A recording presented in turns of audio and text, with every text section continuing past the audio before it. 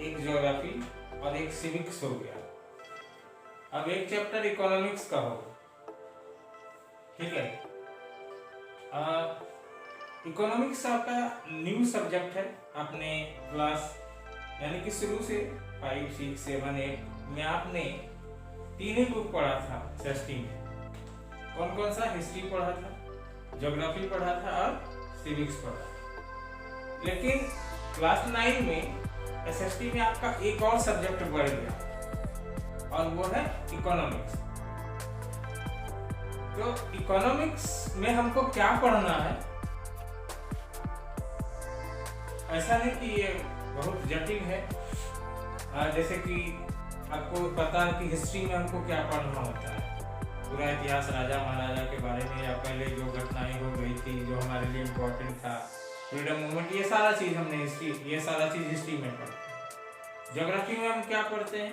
अर्थ के बारे में, एटमॉस्फेयर के बारे में, प्लैनेट के बारे में, यानी कि पूरा जो इस तरह का है फॉरेस्ट, लैंड, सॉइल, सब के बारे में हम ज्योग्राफी में पढ़ते हैं।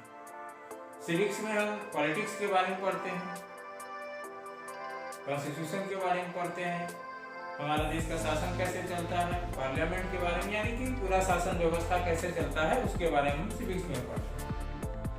अब इकोनॉमिक्स में क्या पढ़ेंगे? तो इकोनॉमिक्स में हम लोग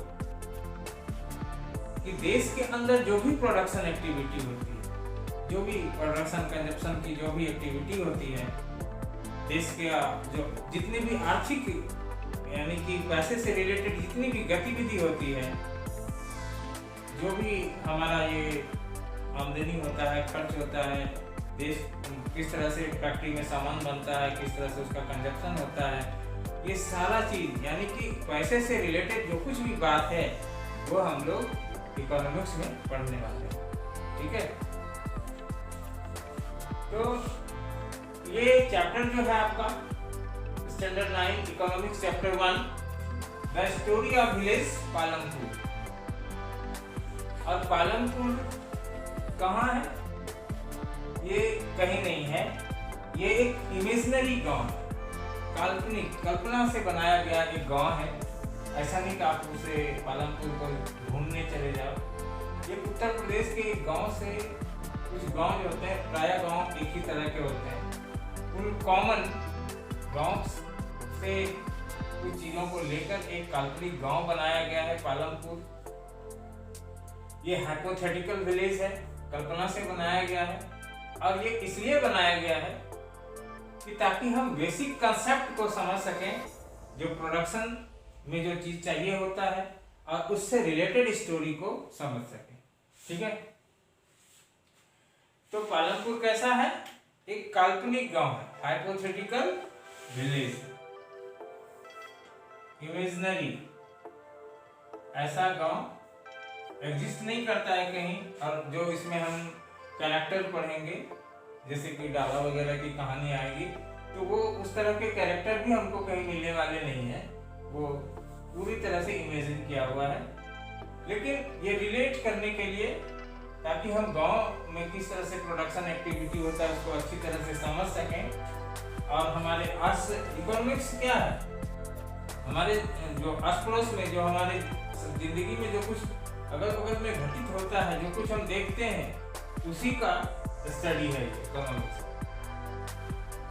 to learn the basic concept of production and related story, let us see how various resources are combined to produce the desirable goods and services in the village of Palampur. Palampur में जो भी प्रोडक्शन एक्टिविटी होती है, जो कुछ भी सामान वहाँ पे पैदा होता है, तो उसमें किस तरह से सारा रिसोर्स एक दूसरे को कंबाइन करके जो हमें चाहिए वो हम प्राप्त कर पाते हैं, वो इसमें इस चैप्टर में हम लोग जानने वाले हैं। पालमपुर गांव कैसा है? Palampur a well connected village with neighbouring village. ये सड़कों से, आसपास के गांव से अच्छी तरह से जुड़ा हुआ है, वेल कनेक्टेड है। और गांव के साथ साथ ये आसपास के शहर से भी जुड़ा हुआ है। शहर है रायगंज एंड शाहपुर। कच्ची और पक्की दोनों तरह की सड़कें हैं। शहर को जो जाने वाली जो सड़कें हैं पक्की हैं, रोड उस पे मेटल अनमेटल दोनों तरह के रोड हैं और उस पे सारी तरह की गाड़ियाँ, जैसे गांव में चलने वाली जो होती है बैलगाड़ी, बुगीज, ये चलते हैं। इसके बाद तांगा चलता है, मोटर कार, जीप वगैरह, ये सारा चीज ट्रैक्टर वगैरह वहाँ पे उस रोड पे दिखाई दे। तो ये रोड पे इस तरह की गाड़ियां हैं, बसें भी चलती है, यानी कि एक आदर्श आइडियल विलेज है ये पालमपुर। अब उस गांव में करीब 450 परिवार रहते हैं जो अलग अलग कास्ट के हैं। उसमें जो 80 परिवार है वो उच्च जाति के, उच्च आय अपर कास्ट के हैं। और मैक्सिमम जो लैंड है 80% जो लैंड है, मान लीजिए कि ये पालमपुर का गांव है अगर, तो इसका 80% जो लैंड है उसका मैक्सिमम जो मेजॉरिटी ऑफ जो लैंड है उस पर किसका है अधिकार, ये 80 अपर कास्ट के जो फैमिली है। यहाँ पे एक बात हम देख रहे हैं कि अपर कास्ट के पास ज्यादा जमीन है और उस गांव में एससीज भी रहते हैं, Dalit comprise the 1/3 of the population, यानी कि 450 परिवार, वैसे ज्यादा बड़ा गांव नहीं है, 450 परिवार का गांव है, उसमें 1/3 जो आबादी है किसका है, यानी कि 150 घर एससीज का है, शेड्यूल कास्ट जिसको दलित कहते हैं, लो कास्ट के लोग live in one corner of the village, ये गांव के एक कोने में रहते हैं और इनका घर भी छोटा छोटा होता है, किसके तुलना में, अपर कास्ट के तुलना में।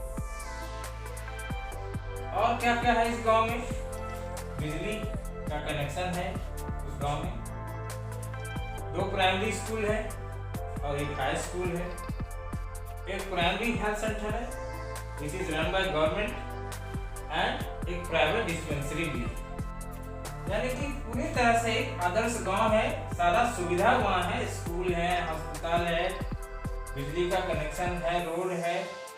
और गांव के लोग, ज्यादातर लोग क्या करते हैं, एग्रीकल्चर एक्टिविटी करते हैं। आज भी गांव में जो लोग रहते हैं मैक्सिमम लोग एग्रीकल्चरल एक्टिविटी से जुड़े होते हैं, तो ये लोग खेती बाड़ी का काम करते हैं। आपको पता है कि लैंड जो है वो फिक्स होता है, इसको हम किसी भी तरीके से बढ़ा नहीं सकते हैं, और उस फिक्स लैंड पर जो हमारा प्रोडक्शन एक्टिविटी है वो पूरा करना है, ये एक बहुत बड़ा चैलेंज होता है। अब इन सारी चीजों से हमने क्या कैलकुलेशन निकाला कि ये इतना अच्छा गांव है, एक विकासशील गांव के लिए जितनी चीजों की आवश्यकता है वो सारा चीज वहाँ है, तो ये सारा चीज होने के कारण वहाँ पे कुछ प्रोडक्शन एक्टिविटी भी होता होगा। ये गांव, जैसे कि लोग जो परिवार जो गांव में रहते हैं उनकी जीविका को चलाने के लिए, वो अपने परिवार को चलाने के लिए क्या करते हैं, एग्रीकल्चर तो करते हैं, तो वो किस तरह के प्रोडक्शन एक्टिविटी करते हैं वो जाने। तो ये इसमें हमने ये समझ लिया कि वहाँ पे कुछ प्रोडक्शन एक्टिविटी होता है। आगे इस चैप्टर में हम लोग क्या पढ़ने वाले हैं, what we are going to study in this chapter, तो इसमें पढ़ेंगे हम फैक्टर ऑफ प्रोडक्शन, प्रोडक्शन के क्या क्या फैक्टर हैं, लैंड, लेबर, कैपिटल, ये सारा चीज इसमें पढ़ेंगे, फैक्टर ऑफ प्रोडक्शन, इससे क्वेश्चन भी आता है। फार्मिंग इन पालमपुर, खेती किस तरह से होता है पालमपुर में, distribution of land between the farmer, किसानों के बीच जमीन का बंटवारा कैसा है, किसके पास कितना जमीन है, किसके पास कितना नहीं है, who will provide the labour, कौन वहाँ पे मजदूरी करता है, from where the capital will come, पूंजी कहाँ से आता है प्रोडक्शन एक्टिविटी करने के लिए, और sale of surplus farm products, जो फार्म प्रोडक्ट्स का जो सरप्लस होता है वो कहाँ बिकता है, कैसे उसको ले जाया जाता है, और non farm activity of Palampur क्या क्या है।